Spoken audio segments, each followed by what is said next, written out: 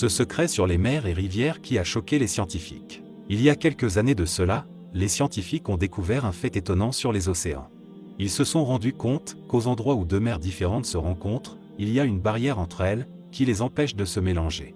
Ce phénomène est impressionnant, car chacune conserve la température, la salinité et la densité qui lui sont propres. Même quand elles sont agitées, et qu'il y a des vagues de la taille d'une montagne, elles ne se mélangent pas.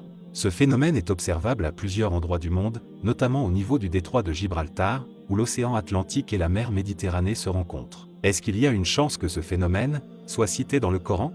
Après tout, le prophète de l'islam, paix et bénédiction d'Allah soit sur lui, n'a jamais quitté l'Arabie. Comme le disent certains, si c'est lui l'auteur du Coran, c'est une certitude qu'il n'avait pas cette information.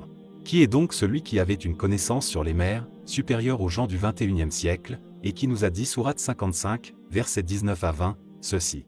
مرج البحرين يلتقيان بينهما برزخ لا يبغيان فبأي آلاء ربكما تكذبان.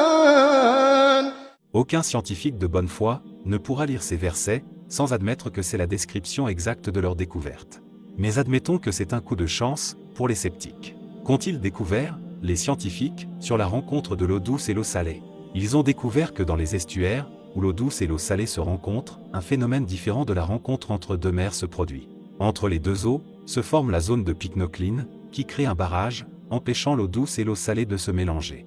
Écoutons maintenant la sourate 25, verset 53.